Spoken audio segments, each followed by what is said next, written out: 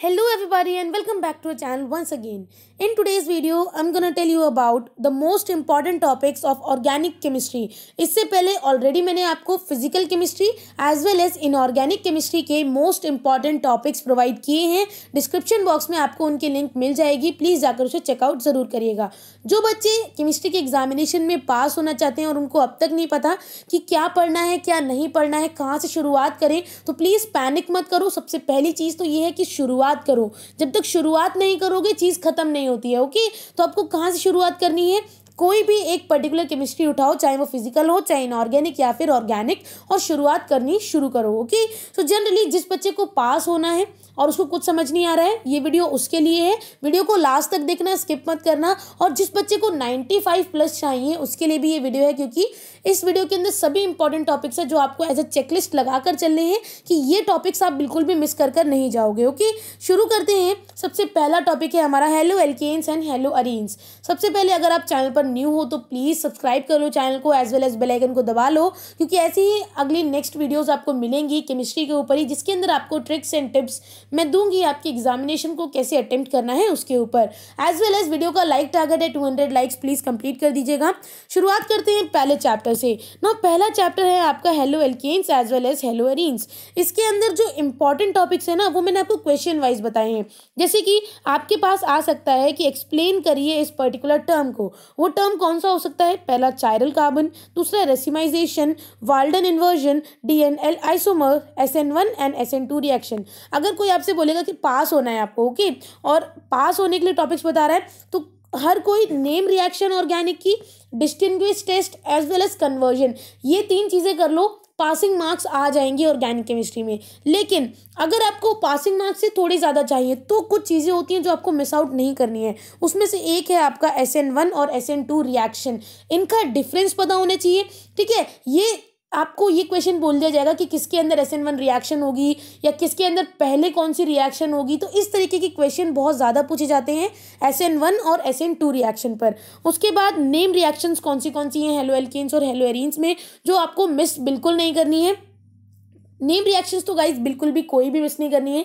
मैंने इससे पहले एक वीडियो बनाई थी जिसके अंदर मैंने आपको PDF फॉर्मेट में सभी name reactions as well as conversion organic chemistry के प्रोवाइड किए हैं विद आंसर्स. तो प्लीज़ डिस्क्रिप्शन बॉक्स में लिंक देख लेना, उसकी लिंक भी आपको मिल जाएगी. ठीक है, शुरुआत करते हैं. Swarts reaction, Fittig reaction, Sandmeyer's reaction, Wurtz reaction, Wurtz Fittig reaction as well as Finkelstein reaction. Reaction तो आपको एक भी नहीं छोड़नी है, और मैं यहाँ पर रिस्क भी नहीं लेना चाहूँगी, वरना आप कहोगे कि मैम आपने रिएक्शन बोली थी और ये आई नहीं.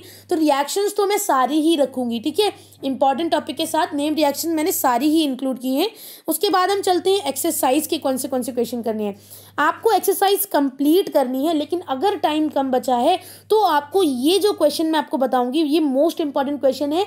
इनको तो बिल्कुल स्किप करके नहीं जाना है. इनको अगर आपके पास टाइम बचता है सब कुछ पढ़ने के बाद तो इनको वापस से एक बार रिवाइज कर लेना है. Okay, question number 10.3, 10.4, 10.9, 10.11, 10.12, 10.13, 10.14, 10.19 as well as 10.22.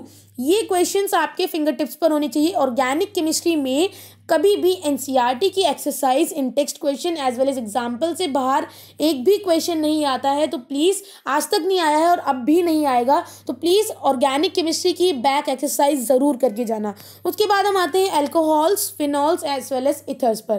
तो ये चैप्टर के अंदर ना नेम रिएक्शन कौन सी हैं आपकी? कोल्ब्स रिएक्शन, राइमर टाइमन रिएक्शन, और टेस्ट एक आता है जो कि है ल्यूकास टेस्ट. बहुत इंपॉर्टेंट है, इसके बारे में जान लेना, और किस किस कंपाउंड पर ये होगा, किस किस रिएक्शन के अंदर आपको देखने को मिलेगा वो जरूर देख लेना. उसके बाद विलियमसन्स रिएक्शन बहुत इंपॉर्टेंट है. उसके बाद हम आते हैं IUPAC नेम. आपको ये 1 मार्क का क्वेश्चन बन सकता है IUPAC नेम के ऊपर, जिसके अंदर आपको alcohol, phenol as well as ether के सभी के IUPAC नेम पता होने चाहिए. उसके बाद हम नेक्स्ट चलते हैं कि एक पर्टिकुलर टॉपिक में से क्या क्या इंपॉर्टेंट टॉपिक है. जैसे कि पूरा चैप्टर है अल्कोहल, फिनॉल्स और इथर. तो अल्कोहल में आपको क्या क्या पढ़ना है? You have to read all the nomenclature, जो भी मेथड है प्रिपरेशन के, वो फिजिकल और केमिकल प्रॉपर्टीज ज़रूर याद कर लेना, स्पेशली प्राइमरी अल्कोहल्स की. आप अगर टाइम नहीं बचा है तो प्राइमरी अल्कोहल्स की सिर्फ कर लो, काम बन जाएगा. उसके बाद identification of primary, secondary and tertiary alcohol. आपको पता होना चाहिए कि अगर वो कोई कंपाउंड लिख कर दे रहे हैं या फिर कोई रिएक्शन लिख रहे हैं तो आपको वो पूछेंगे कि ये कौन सा अल्कोहल है, प्राइमरी, सेकेंडरी या फिर टर्शरी, तो उसकी उसकी पहचान आपको होनी चाहिए, ये बहुत इंपॉर्टेंट है, it's very very very important. Next है मैकेनिज्म ऑफ डिहाइड्रेशन, ठीक है, डिहाइड्रेशन का क्या मैकेनिज्म है, कैसे ये होता है, जनरली रिएक्शन क्या होती है, as well as uses with special reference to methanol as well as ethanol. तो ये चीज़ें हैं अल्कोहल के अंदर जो आपको मिस आउट नहीं करनी है। बच्चे बोलते हैं मैम ये तो आपने सारा ही बता दिया, गाइस क्या करूँ, इतने इंपॉर्टेंट टॉपिक्स हैं जो आपको, मैं क्या बोलती हूँ कि कई बच्चे बोलते हैं कि मैम फिजिक्स में आपने बताया और एग्जैक्टली उन्हीं टॉपिक्स में से क्वेश्चन आया, बल्कि कई ये भी बोलते हैं कि मैम जो आपने बताया वो आया ही नहीं। तो ये क्या होता है, मिक्स्ड रिएक्शंस होते हैं। कई बच्चे ऐसे होते हैं जो सिर्फ वीडियो को देखते हैं, मुझे पता है कई बच्चों ने अब तक तो ये वीडियो छोड़ भी दी होगी, क्योंकि क्या होता है ना, उनको क्या चाहिए, इंटरेस्टिंग वीडियो चाहिए, बहुत फूल पत्तियां लगाओ वीडियो के अंदर, अच्छे अच्छे एनिमेशन दिखाओ। नहीं, मेरा काम है आपको इंपॉर्टेंट टॉपिक्स देना जो मैं यहाँ पर कर रही हूँ। अब ये आगे आपका काम है कि जो टॉपिक मैंने बताए हैं उसकी ए से जेड तक नॉलेज आपके पास होनी चाहिए, तभी आपको मार्क्स मिलेंगे, अदरवाइज मार्क्स नहीं मिलते हैं गाइस, क्योंकि सीबीएसई के अंदर डेप्थ से क्वेश्चन आता है। ओके, नाउ फिनॉल पर आते हैं, मैं इतना ज़्यादा नहीं बोलूँगी अदरवाइज आप ऑफेंड कर जाओगे। तो शुरुआत करते हैं फिनॉल से। फिनॉल के अंदर आपको क्या क्या करना है, nomenclature, methods of preparation, physical and chemical properties, acidic nature phenol का ये आपको पता होना चाहिए। उसके बाद इलेक्ट्रोफिलिक सब्स्टिट्यूशन रिएक्शन, आपने देखा होगा कि जब आपने प्री बोर्ड दिया होगा उसके अंदर भी ये एक ना एक बार तो ये क्वेश्चन रिपीट हो ही गया होगा, इलेक्ट्रोफिलिक सब्स्टिट्यूशन रिएक्शन, तो प्लीज़ इसको ज़रूर कर लेना। As well as uses of phenols हमेशा याद रखना, ठीक है, यूजेज ऑफ फिनॉल्स बहुत इंपॉर्टेंट है और ये 1 से 2 मार्क के क्वेश्चन में आ जाते हैं। उसके बाद हम आते हैं इथर्स पर। इथर्स के अंदर क्या इंपॉर्टेंट है, nomenclature, method of preparation, physical and chemical properties as well as uses. तो ये सारी चीज़ें, ये 4 चीज़ें ऐसी है जो आपको अल्कोहल में भी करनी है, फिनॉल में भी करनी है, एज वेल एज इथर में भी करनी है। उसके बाद एक्सरसाइज तो आपको कंप्लीट करनी है, लेकिन टाइम अगर नहीं बचा है तो कौन से क्वेश्चन है जो आपको मिस आउट नहीं करने हैं।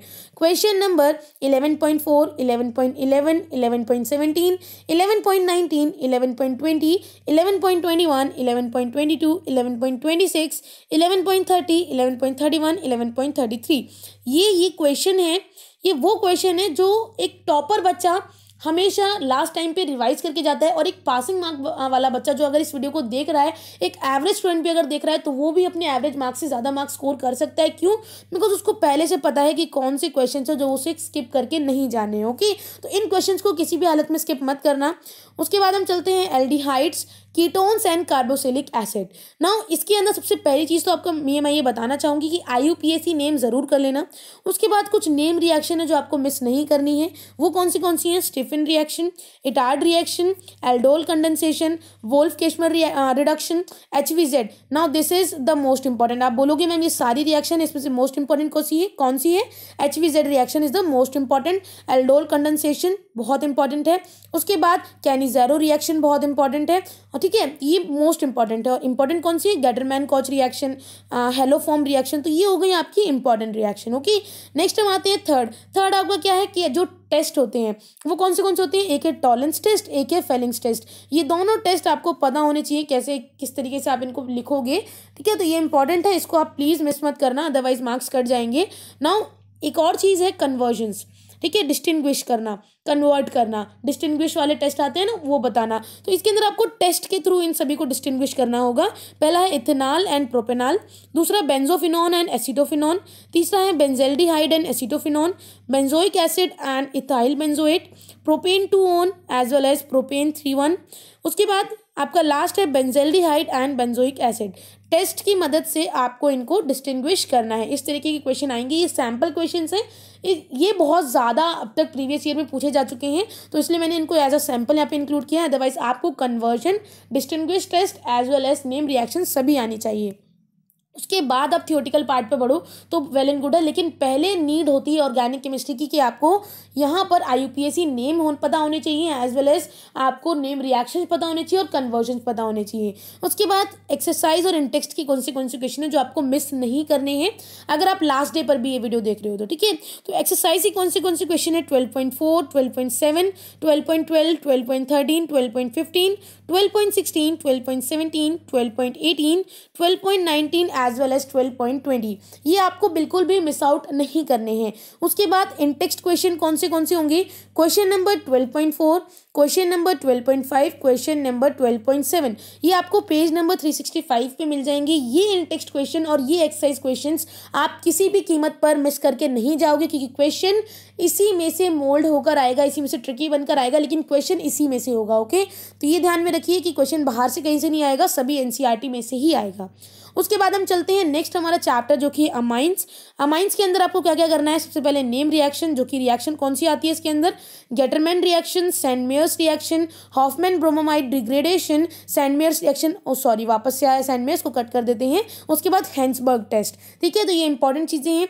उसके बाद हाउ विल यू कन्वर्ट, आप कैसे कन्वर्ट करोगे नाइट्रोबेंजीन को एनिलीन के अंदर, यानी कि कन्वर्जन वाले क्वेश्चन आ गए। उसके बाद बेंजीन को एन डाई मिथाइल एनिलीन के अंदर कैसे कन्वर्ट करोगे। उसके बाद बेंजीन को एनिलीन के अंदर कैसे कन्वर्ट करोगे, एसिड एल्डिहाइड को बेंजोनाइट्राइल के अंदर कैसे कन्वर्ट करोगे। उसके बाद एनिलीन को बेंजोनाइट्राइल के अंदर, नाइट्रोबेंजीन को बेंजोइक एसिड के अंदर। तो ये बहुत इंपॉर्टेंट कन्वर्जन है जो आपको टिप्स पर याद होनी चाहिए, चाहे कोई और कन्वर्जन याद हो या ना हो। नेक्स्ट आते हैं एक्सरसाइज के ऊपर। एक्सरसाइज के अंदर आपके कुछ क्वेश्चन है जो बहुत इंपॉर्टेंट है, जैसे कि 13.2 का first part, third part, fourth part as well as fifth part, 13.3 का फर्स्ट एंड फिफ्थ पार्ट, 13.4 का first, second and fourth part, 13.7, 13.10, 13.12 as well as 13.14। ये बहुत इंपॉर्टेंट क्वेश्चन है, इनको प्लीज स्किप करके मत जाना, अदरवाइज बाद में मत कहना मैम जो बताया उसमें से नहीं आया, बिकॉज मैंने आपको हर एक इंपॉर्टेंट टॉपिक बता दिया है जहाँ से क्वेश्चन बन सकते हैं। अभी आपका काम है कि आप डेप्थ नॉलेज उस पर्टिकुलर टॉपिक की गेन करो, चाहे आपको 12 घंटे पढ़ना पड़ रहा है, 14 घंटे पढ़ना पड़ रहा है, लेकिन आप पढ़ो। ये 2 से 3 दिन है जहाँ पर आप अपनी लाइफ बदल सकते हो। अपने मार्कशीट के ऊपर जो मार्क्स आपके एवरेज मार्क्स चढ़ने वाले थे, उन मार्क्स को आप बहुत अच्छा मार्क्स कन्वर्ट कर सकते हो। कैसे, इन 2 से 3 दिन की मेहनत की वजह से। ओके, नेक्स्ट हम चलते हैं बायोमोलिक्यूल्स के अंदर ना। बायोमोलिक्यूल्स के अंदर आपको क्या क्या ध्यान रखना है, सबसे पहले स्ट्रक्चर किसके, D glucose pyranose as well as D fructofuranose, इन दोनों के स्ट्रक्चर आपको पता होने चाहिए। उसके बाद आपको हाइड्रोलिसिस लिखना है कि इसको हाइड्रोलाइज कराने के बाद क्या प्रोडक्ट निकलेगा, माल्टोज को हाइड्रोलाइज कराने के बाद क्या प्रोडक्ट निकलेगा, सुक्रोज को कराते हैं तो क्या प्रोडक्ट आता है, लैक्टोज को एज वेल एज स्टार्च को। इन सभी को जब हम हाइड्रोलाइज कराते हैं यानी कि तोड़ते हैं, लिसिस का मतलब ही होता है तोड़ना, तो जब हम इसको तोड़ते हैं तो इससे हमें क्या प्रोडक्ट मिलते हैं, ये हमें यहाँ पर लिखना है। उसके बाद आता है डिफाइन विद एग्जाम्पल की हेल्प से आपको इसको डिफाइन करना है। पहला है मोनोसेक्राइड, दूसरा है ओलिगोसेक्राइड, तीसरा है ग्लाइकोसाइड लिंकेज, चौथा है आपका इन्वर्ट शुगर, पांचवा है आपका डाइसेक्राइड। इन सभी की आपको डेफिनेशन पता होनी चाहिए, चाहे वैल्यू बेस्ड वाले क्वेश्चंस वगैरह आते थे ना, अब वैल्यू बेस्ड तो नहीं है खासकर, तो उनके अलावा जो आपके 1-2 मार्क्स वाले क्वेश्चन है ना, उसके अंदर आपसे क्वेश्चन पूछ लिया जाएगा इनकी डेफिनेशन के फॉर्म में, और एज वेल एज इसका कोई एग्जाम्पल जरूर याद करके जाना, चांसेस होते हैं आने के। उसके बाद आपके लिए एक क्वेश्चन है एक्सप्लेन। ये सभी चीज़ें आपको एक्सप्लेन की करनी होंगी, जैसे कि आप डेफिनेशन के अंदर लिखते हो वैसे आपको यहाँ पर भी एक्सप्लेन करना है। वो कैसे करना है आपको, पहला है डीनेचुरेशन ऑफ द प्रोटीन, उसके बाद essential and non essential amino acid, peptide linkage क्या होता है, acidic and basic nature of amino acid क्या होता है, as well as amphoteric behaviour of amino acid, ये सब क्या होते हैं इसके बारे में आपको लिखना है। उसके बाद यहाँ पर है रिएक्शन ऑफ ग्लूकोज, यानी कि ग्लूकोज की रिएक्शन किसके अंडर कौन सी होती है, सारे कंपाउंड्स आपके सामने लिखे हैं, तो ग्लूकोज की रिएक्शन इन पर्टिकुलर कंपाउंड्स के ऊपर कैसे होती है वो आपको लिखना है। उसके बाद हम नेक्स्ट चलते हैं आगे, और क्वेश्चन है इस चैप्टर के अंदर, चैप्टर थोड़ा बड़ा है। What are nucleic acid and 2 important function, यानी कि न्यूक्लिक एसिड की डेफिनेशन पता होनी चाहिए और उसके 2 बहुत इंपॉर्टेंट फंक्शंस हैं जो आपको याद करने हैं। Name the disease caused by deficiency of ADAK, इसकी डेफिशिएंसी से कौन सी डिजीज होती है वो आपको बताना है। उसके बाद name water soluble as well as fat soluble vitamin, आपको उनके नाम बताने हैं, जो कि वाटर सॉल्युबल विटामिन हैं उसके नाम बताइए, और जो फैट सॉल्युबल विटामिन हैं उसके नाम बताइए। उसके बाद है the 2 strands of DNA are not identical, हमें सबको पता है कि एक स्ट्रैंड जो होता है वो अलग होता है और दूसरा स्ट्रैंड उसका बिल्कुल अपोजिट होता है, तो ऐसा क्यों होता है, दोनों ही आइडेंटिकल नहीं होते, कॉम्प्लीमेंट्री होते हैं। कि अगर यहाँ पर एडेनिन है, जो बच्चे बायो के होंगे उनको पता होगा, बायोमोलिक्यूल्स को वो और ज़्यादा डिटेल में जानते होंगे कि देखिए यहाँ पर एडेनिन अगर लगता है तो यहाँ पर आपका लगेगा थाइमीन, ठीक है, ए with double bond with T, और साइटोसिन है तो वो ट्रिपल बॉन्ड के साथ लगेगा ग्वानिन के साथ। चलिए छोड़ते हैं बायोलॉजी को, अपनी बायोलॉजी को दूर छोड़ते हैं, भी केमिस्ट्री पे आ जाते हैं। तो ये चीज़ क्यों होती है आपको यहाँ पर ये रीज़न बताना है। उसके बाद कुछ चीज़ों के बीच में आपको डिफरेंस पता होना चाहिए। पहला primary and secondary structure of protein, दूसरा globular as well as fibrous protein, तीसरा alpha helix and beta pleated structure of protein, secondary and tertiary structure of protein, nucleotide और न्यूक्लियोसाइड के बीच में डिफरेंस, डीएनए एंड आरएनए के बीच में difference, as well as mRNA और RNA के बीच में डिफरेंस। तो ये चीज़ें हैं, ये कुछ चीज़ें आपको मेन टॉपिक मैंने बता दिए जिनके ऊपर डिफरेंस वाले क्वेश्चन बनते हैं। उसके बाद हम आते हैं पॉलीमर्स के ऊपर। पॉलीमर्स के अंदर कौन से इंपॉर्टेंट टॉपिक्स हैं वो आप जान लीजिए। सबसे पहले है कुछ डेफिनेशंस आपको याद करनी है विद एग्जांपल। वो कौन सी है? Copolymer as well as homopolymer की definition with example, addition and condensation polymer, step growth and chain growth क्या होता है पॉलीमर्स के अंदर, इसकी आपको डेफिनेशन याद होनी चाहिए। Thermoplastic, elastomer, thermosetting polymers as well as fibres, इनकी आपको डेफिनेशन पता होनी चाहिए।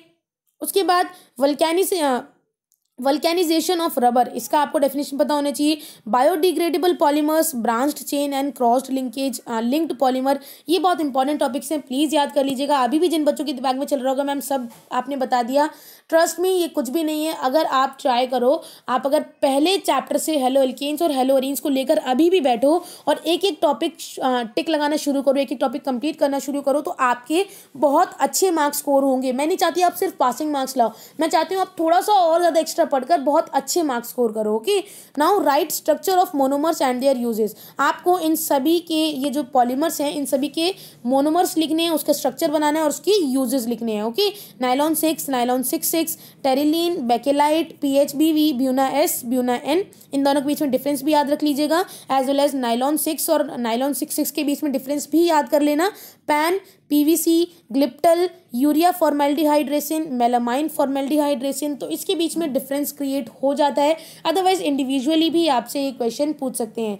उसके बाद एक्सरसाइज और इंटेक्स्ट के कुछ क्वेश्चन है जो आपको मिस नहीं करने हैं। वो क्या है? 15.10, 15.18, 15.19, एज वेल एज इंटेक्स्ट में कौन से क्वेश्चन आपको स्किप नहीं करने हैं, 15.6 as well as 15.3। Okay, next हम चलते हैं लास्ट चैप्टर के ऊपर जो कि है chemistry in everyday life. Now chemistry in everyday life के अंदर आपको कुछ चीज़ों की डेफिनेशन यानी कि एक्सप्लेनेशन पता होना चाहिए विद एग्जांपल। पहला क्या है? डिसइंफेक्टेंट, दूसरा है एंटा एसिड, तीसरा है ट्रैंक्यूलाइजर, चौथा है एंटी फर्टिलिटी ड्रग, पांचवा है antibiotic. Now it is very important, इसको तो आपको बहुत अच्छे से याद करना है। इसके अंदर आपको 2 से 3 लाइन का एक्सप्लेनेशन नहीं बल्कि पूरा 5 से 7 लाइन का एक्सप्लेनेशन याद होना चाहिए। इसके जितने भी डिफरेंस होते हैं वो याद होने चाहिए, बहुत इंपॉर्टेंट है। उसके बाद analgesics, antiseptics, anti histamine as well as histamine, दोनों के बीच में डिफरेंस क्रिएट होगा और क्वेश्चन क्रिएट हो सकता है। तो प्लीज़ हिस्टामाइन और एंटी हिस्टामाइन के बीच में जो डिफरेंस बनता है उसके कुछ 2 से 3 पॉइंट्स आप प्लीज़ याद कर लीजिएगा। उसके बाद हम आते हैं एक और इंपॉर्टेंट चीज़ है यहाँ पर कि क्लींजिंग एजेंट, वो कौन से हैं? सोप्स और डिटर्जेंट्स, इनके बारे में याद रखिएगा। सोप्स और डिटर्जेंट के अंदर क्या क्या डिप्रेसेंट यूज़ होता है ये याद रखिएगा, बहुत इंपॉर्टेंट है। उसके बाद क्लींजिंग एक्शन क्या क्या होता है इन क्लींजिंग एजेंट्स का, वो बहुत इंपॉर्टेंट है, याद रखिएगा। नेक्स्ट है केमिकल्स कौन से यूज़ होते हैं फूड के अंदर, जैसे कि प्रिजर्व करने के लिए कौन सा केमिकल यूज़ होगा, as well as artificial sweetening के लिए कौन सा एजेंट यूज़ होगा। इट इज़ वेरी इंपॉर्टेंट, जिसके आगे वेरी इंपॉर्टेंट लिखा हुआ है वो सच में काफ़ी इंपॉर्टेंट है, उसको आप स्किप नहीं कर सकते हो। और हालांकि वैसे तो सारे टॉपिक्स ही इंपॉर्टेंट है लेकिन जिनके आगे वेरी इंपॉर्टेंट है वो कुछ ज़्यादा इंपॉर्टेंट है। ओके, उसके बाद एलिमेंट्री आइडिया ऑफ एंटीऑक्सीडेंट्स, ये बहुत इंपॉर्टेंट है कि एंटीऑक्सीडेंट्स का आपको थोड़ा सा आइडिया होना चाहिए, मतलब लगभग थोड़ा बहुत आइडिया आप रखोगे तो काम चल जाएगा। उसके बाद एक्सरसाइज के कौन से क्वेश्चन है जो आपको मिस नहीं करने हैं। पहला है 16.2, दूसरा है 16.5, तीसरा है 16.9 से लेकर 16.23, ये सारे क्वेश्चन 16.9 से 16.10, 16.11, 23 तक आपको पूरे क्वेश्चंस करने हैं। एक एक क्वेश्चन यहाँ पर आप चाहे तो एनसीईआरटी के सॉल्यूशंस निकाल सकते हो ऑनलाइन, वहाँ से भी आपको मिल जाएंगे, बट प्लीज़ पूरा कंप्लीट याद करके जाना। उसके बाद 16.25 आपका लास्ट क्वेश्चन है। इसके अलावा आपको कुछ भी नहीं करना है, अगर इतना कर लिया बहुत अच्छे मार्क्स आ जाएंगे, सिर्फ पासिंग नहीं 95+ भी आ जाएंगे अगर आप सिर्फ इतना करके जाते हो तो। ठीक है, डिस्क्रिप्शन बॉक्स एक बार चेक कर लेना, सब कुछ इंपॉर्टेंट वहाँ पर मैंने गिवन दिया हुआ है वहाँ पर, as well as important name reaction, important conversion, as well as physical chemistry के इंपॉर्टेंट टॉपिक्स, इनऑर्गेनिक केमिस्ट्री के इंपॉर्टेंट टॉपिक्स, सब कुछ आपको डिस्क्रिप्शन बॉक्स में मिल जाएगा, तो प्लीज़ उसको जाकर देख लेना। एज वेल एज कोई भी डाउट हो तो अभी कमेंट सेक्शन में मुझसे पूछ सकते हो। वीडियो को लाइक कर दो, लाइक टारगेट कंप्लीट करना 200 likes, as well as subscribe कर लो अगर चैनल पर पहली बार ये वीडियो देखी और यहाँ तक देख लिया तो प्लीज़ सब्सक्राइब जरूर कर लेना, बेल आइकन को दबा लेना, क्योंकि आगे ही ऐसी कई वीडियोज़ आपको मिलती रहेंगी। Thank you so much, have a good day, bye bye.